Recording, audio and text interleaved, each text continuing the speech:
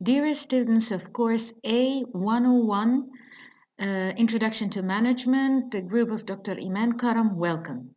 This is the second part of the chapters 8 and 9 on strategic planning.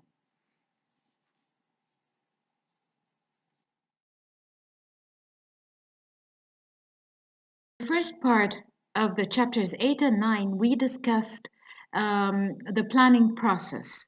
And we said in the part of formulating strategy that the organization has to formulate strategies for each and every level of the organization. Now we are going to talk about this issue in more detail in this part. So this exhibit explains to us the different types of organizational strategies.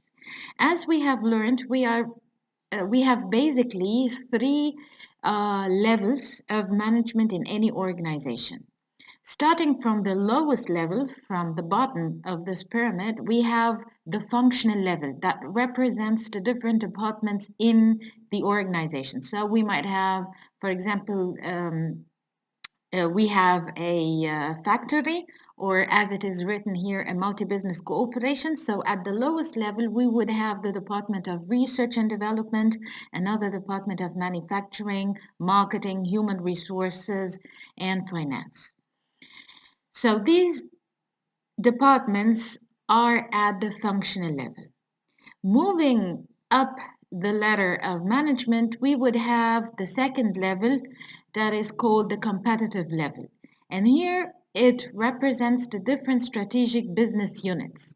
For example, if we're talking about, let us say, the company of Apple, then we would have a strategic business unit representing, for example, the company producing mobile phones. Another strategic business unit, for example, would be producing tablets, the iPads.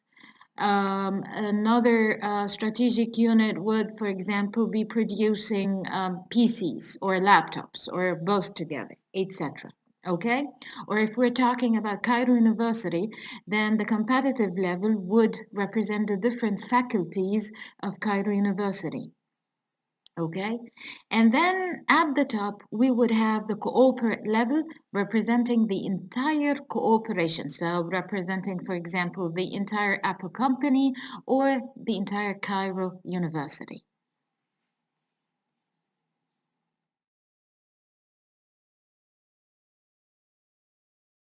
So what is a cooperate strategy? A cooperate strategy is actually formulated at the highest level of the organization. Again, it is formulated at the cooperate level. So it is an organizational strategy that determines what businesses a company is in or wants to be in and what it wants to do with those businesses. So if we were talking about, for example, Cairo University, then we would say that its main business is higher education.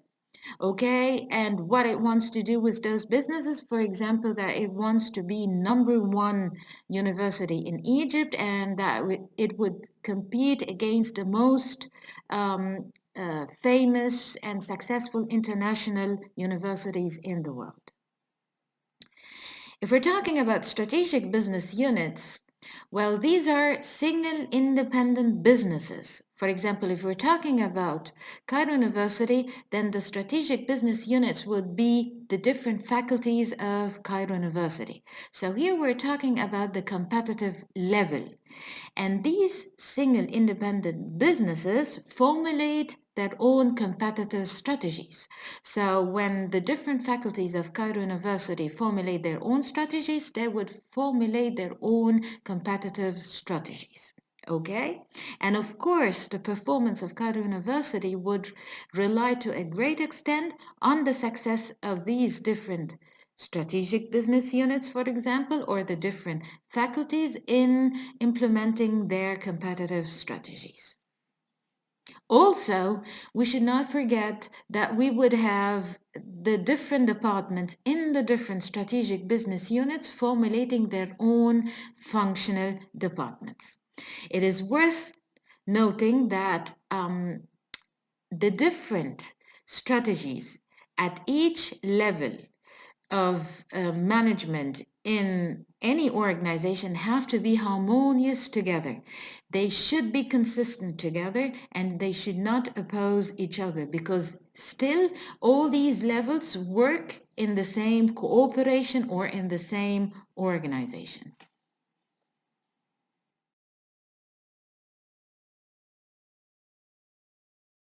If we consider the corporate strategies in detail, well, it is important to know that we have basically three kinds of corporate strategies. Number one is the growth strategy, which seeks to expand into new products and markets. So it seeks to produce new products. For example, if we're a company producing electronics, so maybe we would produce mobile phones, tablets, PCs, etc. So we would simply introduce new products. Or we would also be thinking about opening new markets. So instead of working in only one country, maybe we would expand and grow by opening different markets in different countries. And when you open new markets and so on, of course, you can um, keep your own products, meaning that you don't have to expand the number of products that you provide or the different types of products that you would provide. For example, you might only be producing mobile phones, but you simply increase the number of markets in which you're going to sell your mobile phones. Or you can also open new markets and expand in your product. So you can also work in different countries, sell your products in different countries, and also increase the types of products that you are selling in those different markets. Another strategy would be the stability strategy, where you would be satisfied with the status quo. This is a strategy that is usually adopted when you are to a certain extent satisfied with the level of your performance.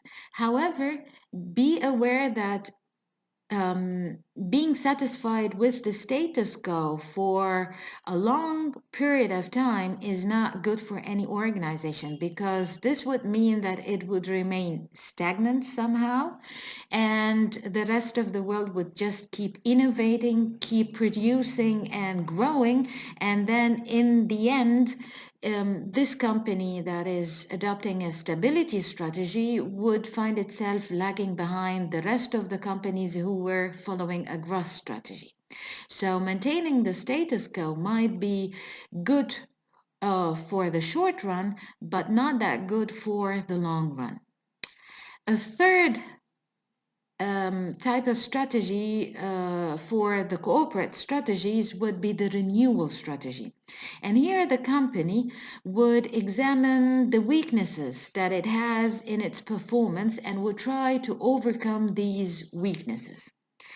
In the coming slides, we shall discuss these three types of corporate strategies in more detail.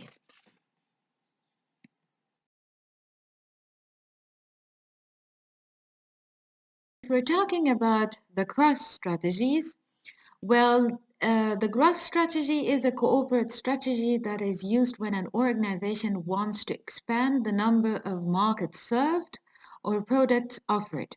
So here it is aiming at increasing the number of markets in which it's going to sell its products, or the number of products that it's going to sell to its customers.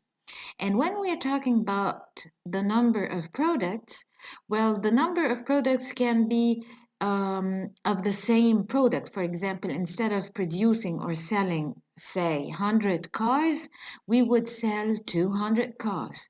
But also increasing the number of products can also mean the different types of products. So, for example, instead of only producing cars, we can start producing cars, buses, and maybe motorcycles. So by that, you would, in the end, also increase the number of products that you are selling. And the remaining part of the definition says that this growth strategy can take place through either the company's current business, like keeping keep producing cars and so on, or through new businesses. Like, for example, if you decide to produce buses and motorcycles beside your cars. So here you are entering new businesses. Or sometimes even you might find other companies starting something new, like for example, producing computers or producing refrigerators or something like this. So they are here entering new businesses in that sense.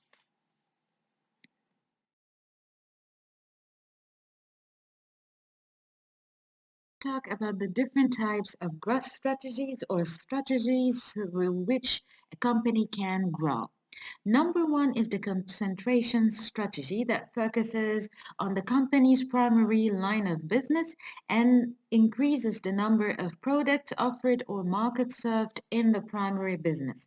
So, say if we were a car producing company, then this means that we would focus on our primary line of business, so on cars, and we would either seek to increase the number of cars that we would produce or the number of markets in which we are going to sell our cars.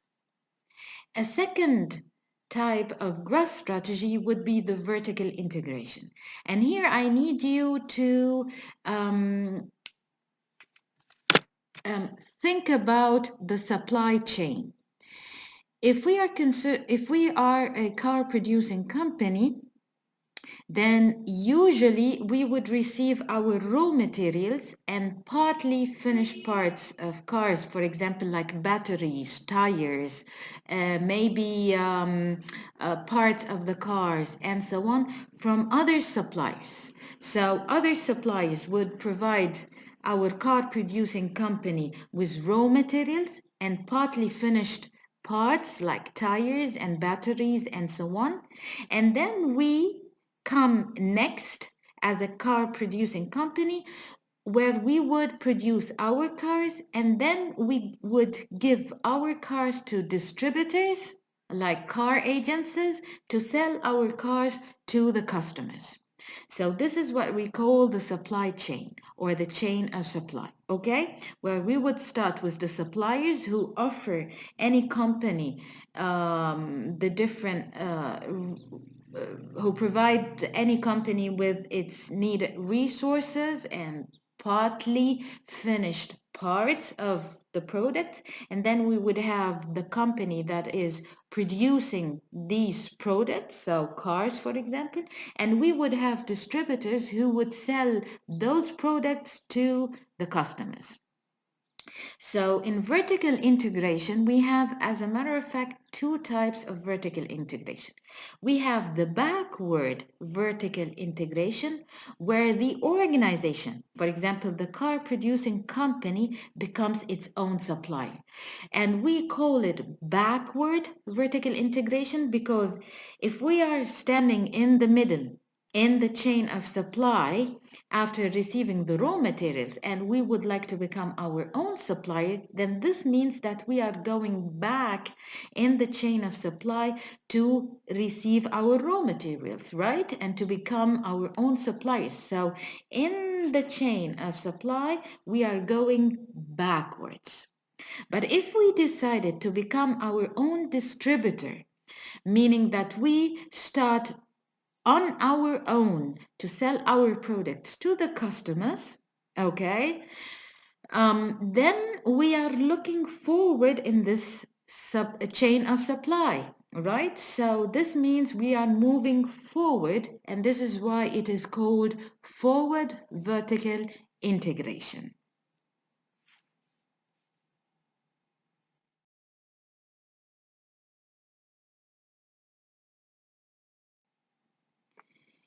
In the previous slide, we were talking about vertical integration. So if we're talking about vertical integration, then most probably we would also have a third type, which is called horizontal integration.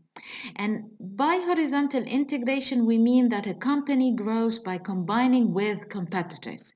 For example, we have seen Renault combining with Dacia in, for example, Renault Duster, producing a Renault Duster, right? Or we have seen, um,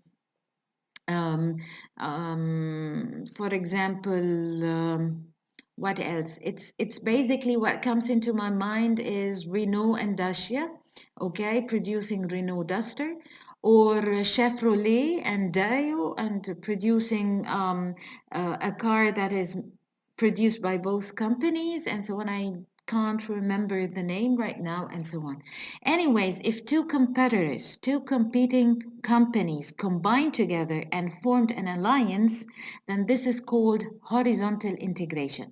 And it's horizontal because they are almost equivalent to each other and they are on equal basis, okay? So this is why it's called horizontal integration. A fourth and last strategy of growth strategy would be diversification. Diversification means that you diversify the products that you are producing. So you produce different or diverse products. And we have two types of diversification. Number one is related diversification, which is when a company combines with other companies in different but related industries. For example, we are a dairy company producing milk, and we combine with another company that produces cheese. Or we are a company, yes, that produces milk, and we combine with another company that produces, for example, yogurt. Okay, so here we are different companies, but we are working in the same related industry: milk and cheese, milk and yogurt, and so on. But we can also achieve diversification that is unrelated. So it's when a company combines with other companies or firms in different and unrelated industries. For example, we have seen for some time that Vodafone combined maybe with Pepsi or Coca-Cola, something like this. So both work in completely different and unrelated industries. However, in order to increase or to grow and increase their production and so on, they decided to combine together, come together and form an alliance for some time.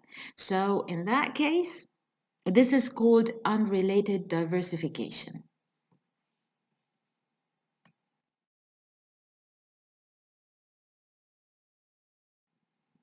The second type of corporate strategies is called the stability strategy. Here again, a corporate strategy um, in which an organization continues to do what it is currently doing. So here we would find a company that is satisfied by the status quo. It is satisfied by its level of production, the number of markets that it has, and so on, and doesn't want to grow. So it would remain for some time stable in its strategy. It wouldn't change anything. It wouldn't seek to grow and so on. Again, I always said, look at the logo of Apple. It's always missing a small part. It's not a complete apple, right? Because they always believe that there is something to improve and that they shouldn't be satisfied by their performance. So, as a matter of fact, stability might be adopted over the short run, but on the long run, you need to think about growing. You need to think about improving your production and innovating because otherwise you would remain stagnant and other companies would start to grow. And in the end, you find yourself not being able to keep pace with other companies or to keep competing with other companies and so on.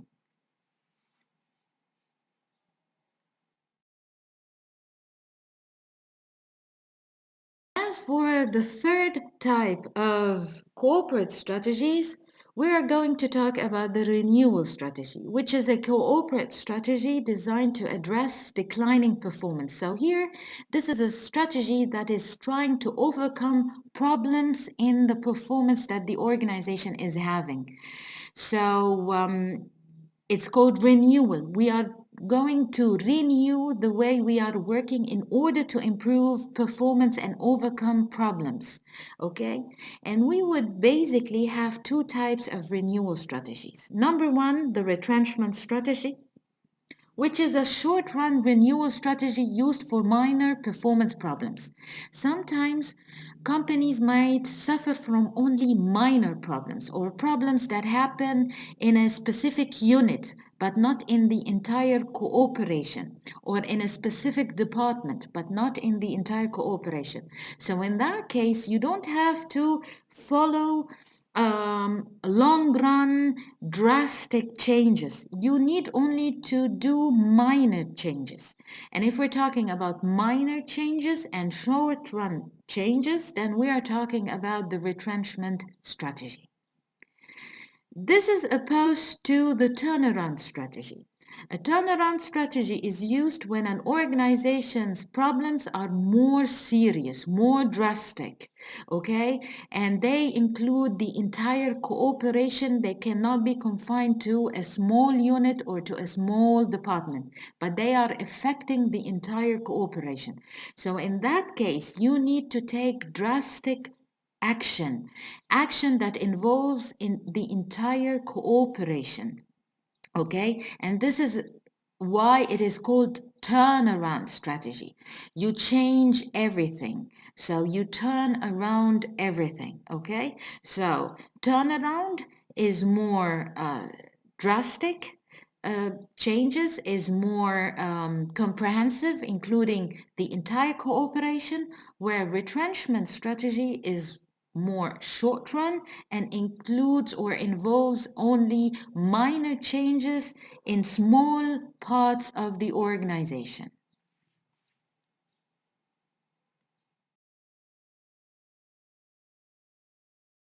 Let us move to the second level of strategies, which is the competitive strategies, okay, that take place at the competitive level and are implemented in the strategic business units, okay? And competitive strategies can be defined as an organizational strategy for how an organization will compete in its businesses. So these are strategies that help the different strategic business units to compete against other strategic business units and achieve a competitive advantage. But how can we achieve a competitive advantage? How can we compete against other companies? Well, first we need to define what competitive advantage is. Competitive advantage is what sets an organization apart.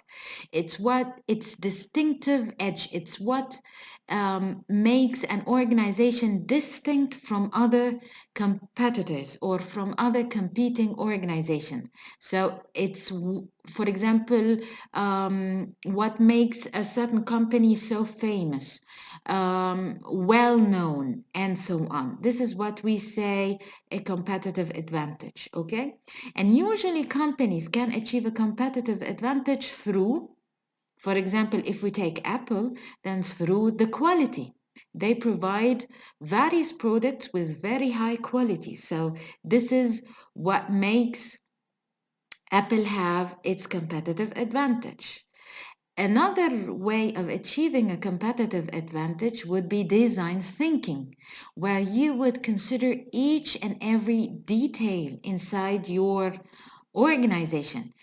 Again, remember when we were talking about design thinking, okay, where we said that the designers focus on each and every detail and that we need to have our managers thinking in this way, where they would not miss or disregard any specific detail? Well, if you have a company that focuses on each and every detail, then this is one reason why it can compete against other companies. A third way of achieving competitive advantage is sustainability or sustaining competitive advantage, meaning that it is in the organization's best interest to build a long-term reputation. And in order to build a long-term reputation, a company has to keep its competitive advantage over the years. Take, for example, Al Arabi Group in Egypt. They have been known for the high quality products that they produce over the years. It's not a matter of the last year or last 2 years and so on, but they've been known for a very long time. And this is why they have a competitive advantage, for example, against other companies, because they have been able to sustain their competitive advantage and offer high quality products with maybe design thinking and so on for a long time. So whenever you are talking about Al Arabi Group, you are thinking in your mind about a highly competitive company. Okay, so competitive strategies try to help organizations compete against other organizations. And there are various types, basically 4 types of competitive strategies as follows.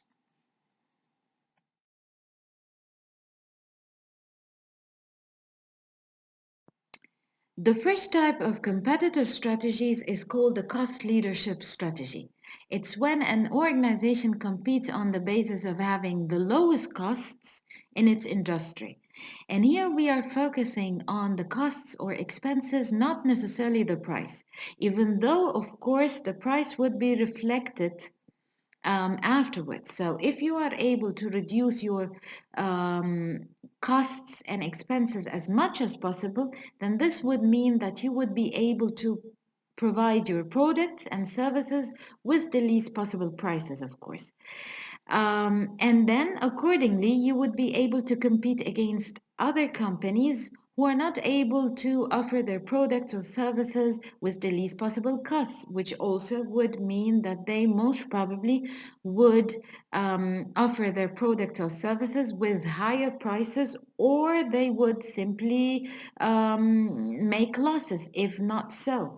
So in that case, here you are focusing on offering your product with the least possible costs in order to make sure that your price would be as low as possible. Okay? But this does not indicate that you would make losses, of course. Okay? But if you are able to reduce your expenses and costs as much as possible, then you would be able to offer your product with uh, at the least possible price. Okay? This cost leadership strategy is compared to the differentiation strategy, which is when a company competes by offering unique products that are widely valued by customers. Here, companies following the differentiation strategies are not focusing on the costs at all, but they are focusing on providing highly valued products, unique products, products that are with very high quality. And they do not care about the costs, do not care about the expenses. Okay?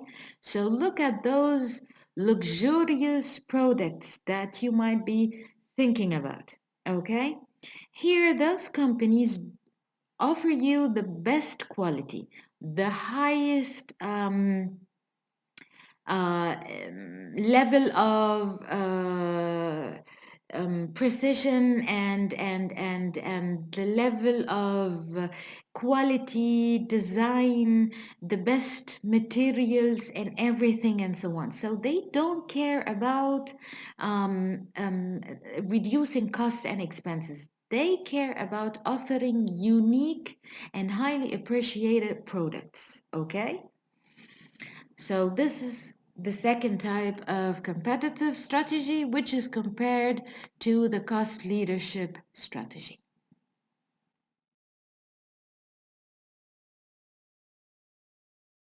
A third type of competitive strategies would be the focus strategy, which involves a cost advantage, so cost focus, or a differentiation advantage, differentiation focus, in a narrow segment or niche. Sometimes we find products that tell you, well, this is a relatively low cost product, however, the motor is of high quality. So this indicates that the entire product was actually following a cost leadership strategy, but focusing only uh, on its motor on different in its motor on differentiation. Okay, so in that case we are following differentiation focus because we adopt differentiation only in a small part of the entire product. The opposite will take place if we were adopting um, the focus, the cost focus strategy. Sometimes we have um, high cost products or differentiation products that try to reduce the cost in only small part of the product. For example, of the body. For example, you can have a high quality mobile phone, but in order to reduce its cost, instead of having a metal body of the mobile phone, we can have only a plastic body of the mobile phone, while the rest of the parts of the mobile phone are highly differentiated. So in that case, we would be following a cost focus strategy because we are focusing on reducing the costs in only one small part of the entire mobile phone product, which is its body. Okay? A fourth strategy and last strategy of a competitive strategy would be stuck in the middle, where here companies cannot offer their products at a low cost level as the companies following the cost leadership strategy. And also, they cannot offer differentiated products as the companies that are following the differentiation strategy. So, this is why they are stuck in the middle. They cannot offer their products at a low cost as those low cost leadership companies, and they cannot offer their products with differentiation as those companies that follow the differentiation strategy. So they exist in the middle between both. Somebody would tell me, and how can they compete in that sense if they lie in the middle? Well, still, they would have some of the customers who are looking for products that are of a higher quality than the low cost products, but not necessarily of that high quality like the differentiated products who are most probably very expensive to them. So we'd still find customers who would favor those products that are in the middle of the low cost products or of the very differentiated products.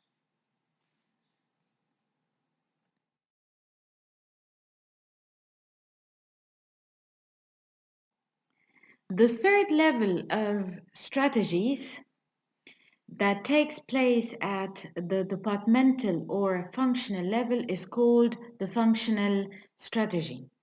And this strategy involves all the strategies used by an organization's various functional departments to support the competitive strategy.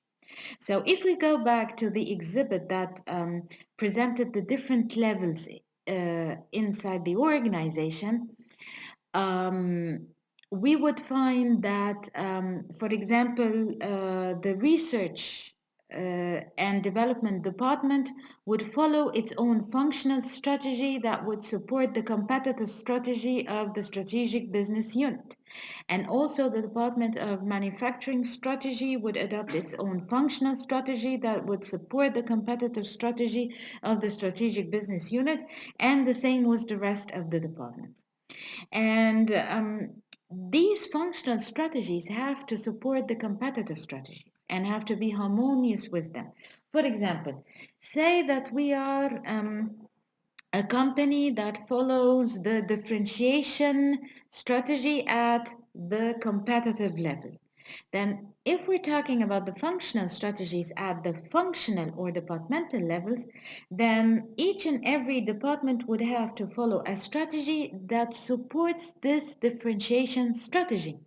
So, for example, the Department of Research and Development would have to produce research on how to develop the high quality products or how to improve quality of the company's products and so on. Whereas the Department of Manufacture would have to produce the products with the highest possible quality in order to make sure that they would support the differentiation strategy at the competitive level. And for example, the Human Resources Department would have to make sure that they would only hire those highly skilled workers who would be able to produce with the highest possible quality and so on. So see, each and every department would adopt its own functional strategy.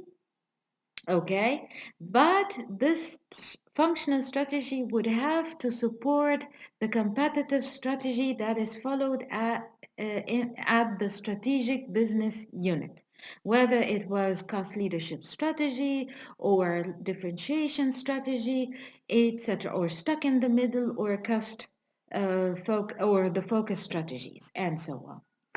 Okay, by this, we have finished our talk about the strategies, how to formulate strategies, and the different levels of strategies, and the different types of strategies at each level.